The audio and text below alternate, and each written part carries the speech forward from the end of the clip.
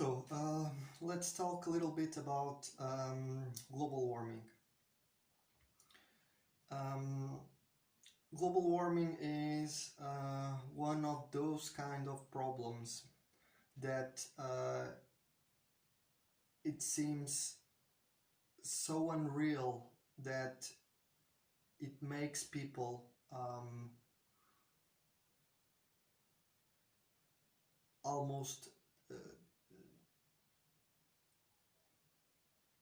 deny it in their instinct. Even if they don't deny, there is also the situation where um, all the other problems that they can fix right now are closer and easier to grasp than the dimension and the solutions that we can do for to fight the climate crisis. Uh, in my perspective, the the idea about how we can manage to save ourselves, the planet, the nature in general, and all the living beings in this planet needs to be a very, very coordinated effort. And the truth is, there is no coordination. And this means that there is a lack of leadership um, going forward in specifically in what concerns this problem. So if we start to analyzing all of the things that have been passing the last few years and how clear that the environment is changing, and even though we try to deny it, the truth is this is factual and is backed by science, and because of this, um, it sometimes can create the idea that oh, there are these people that think they know, but this was always like this or something like this. And the truth is, that is not true. And it's more likely for us to try to put ourselves in the terms that we comprehend and understand than trying to grasp something that almost inconceivable.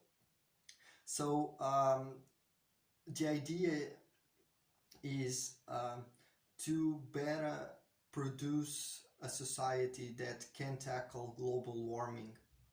We need, in fact, to bring to society um, opportunities that are potentially worth it. And those opportunities need to be, in my opinion, of two kinds. One is it's necessary for us to create opportunities that bring people together. So this is the reason why I got involved with activism and with Extinction Rebellion. And I do think that building communities and constructing people and getting people together, even if it's to protest, it can be to dance in the street, it can be to mourn in a funeral about all the species that died. These are very powerful things because in overall, what they do is get people together. And uh, when there are many people together, if there is a good instinct and a good idea, and if people are talking about something, it's faster to it's most likely that we can create ideas and develop new concepts that can not only make people get together more often, but at the same time um, create a sense that uh, they are doing something that is worth it. The other process, the other way is by providing people opportunities that are embedded with uh, that are embedded already with uh, things that are necessary for fighting the global warming. So, for example, if you create a competition and this competition has the purpose of, well, if you create a competition in the moment in time now, it would be important to add the perspective of fighting the global warming.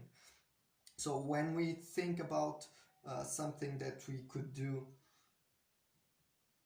like for example, this is just hypothetical ideas. So if the government proposes a new contract, or if a municipality or a city hall proposes a competition about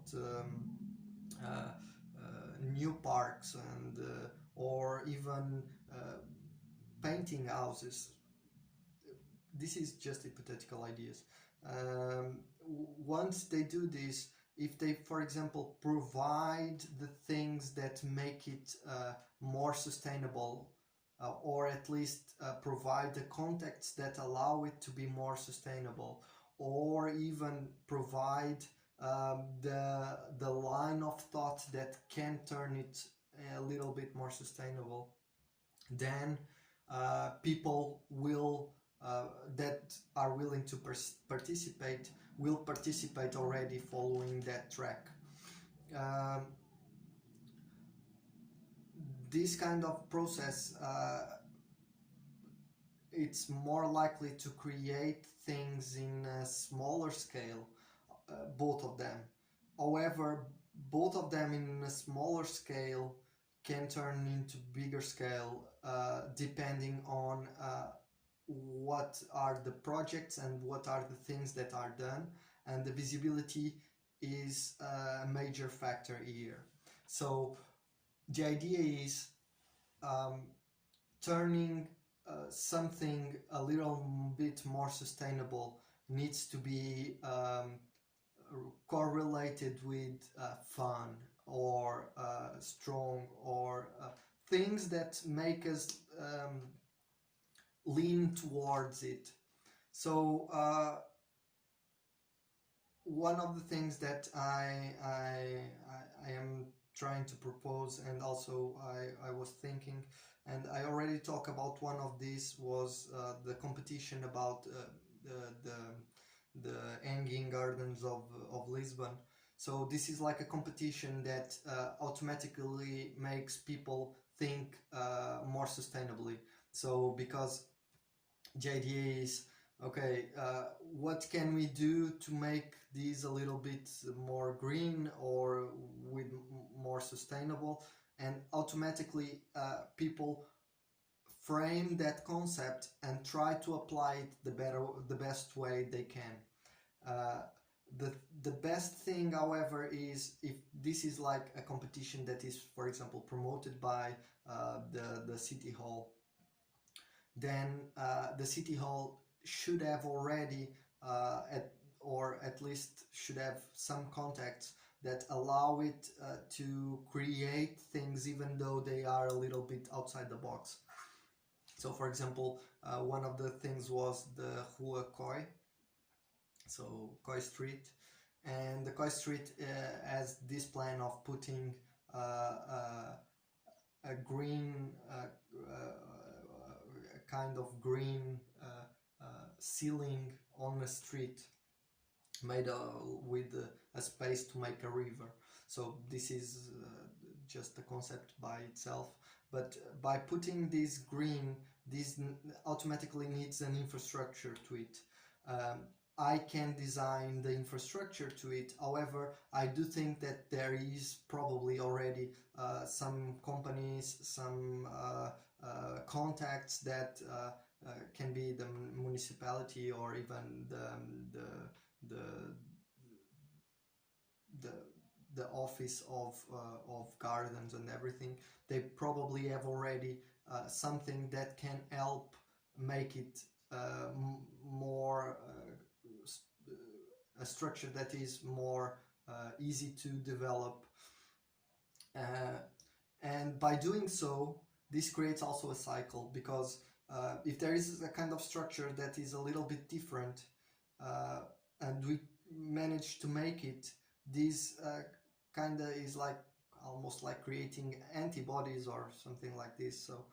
So you do it first time, so you know how to do it, and you can make something similar but different in other place. And this is like a process that repeats itself till to a point that we can make a lot of different things under the same spectrum.